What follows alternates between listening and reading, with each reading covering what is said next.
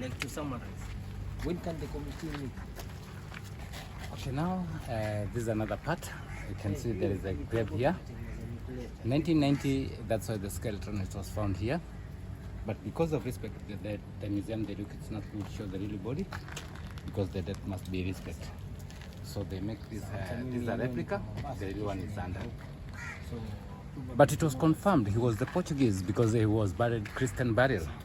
As you can see, the face is facing west, hand folded together, feet joined together as a form of Christian burial. Because the really Christian burial, the face is facing west, meaning the sunset. Muslim, they face sunrise Mecca, yeah? That's why it was confirmed he was the Portuguese. So it means got more graves around here. So that's at the museum. And if you look, the head is got injured. The way you see this replica is the way the little one look like. Yeah. But the original is under. Because of respect, the death. So who conserved it here? Yeah? Who conserved it? The museum. Yeah. Yeah, that's why they found it. So because of respect, the death, the look is not good, show the real body.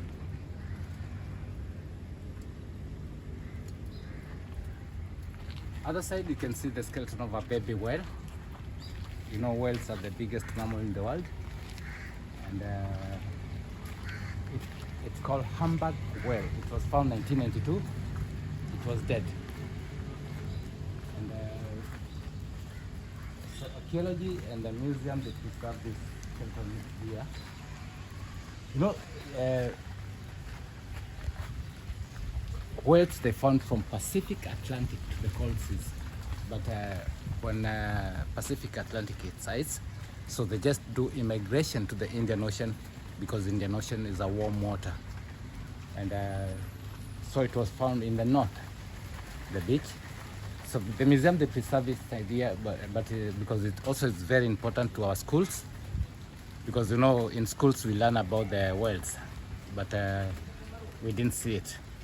So, and because Fort Jesus schools, they come here, so they have to see the whale, how it looks like. That's the head, backbone and ribs, and it's a young one.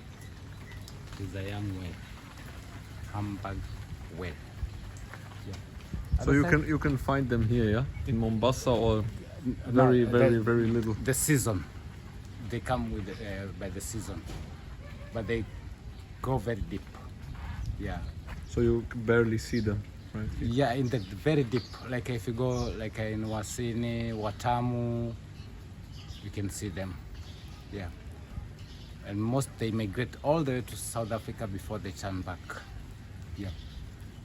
But the blue whale is the biggest. It's 48 feet long. Other side you can see the trawler. In Old Town it was a lot of kind of trawlers. And you have to understand that the British, they brought Indians to build the Uganda rail from Mombasa to Uganda rail. You know, British, they colonized India too. So they brought the Indians to build the rail from Mombasa to Uganda. And in the Old Town, it got very rail line. And also they got trawlers around the Old Town, but it was manpower pushing. But like, you mean this went to India? No. They just brought it to here, so it could work in Mombasa. No. 1890, the British, they brought the Indians. 1889, 1890, the British, they brought the Indians to build the Uganda railway from Mombasa to Uganda. From Uganda. Yeah, from Mombasa to Uganda. Mm-hmm. And I hope you remember, you heard about the Indians they were eaten by a lion when they built the rail. Okay. In Tsavo National Park. I didn't know.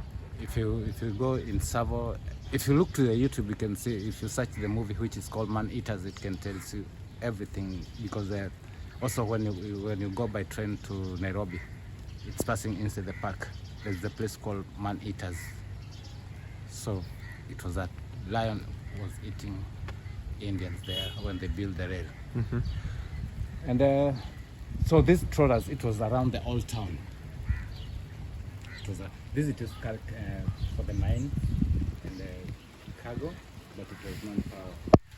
But this the colonial, they sit African, they push on the rail around Old Town. Manpower. Black man power, right? Manpower. So it was a barracks. The what? It was the rooms for the soldiers. Rooms, yeah?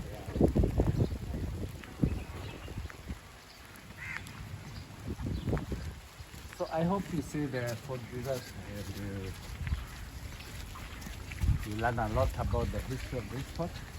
Yeah, I was impressed with the Oman history. They were also saying in the museum that Oman has a long history even before the Islam, Yeah.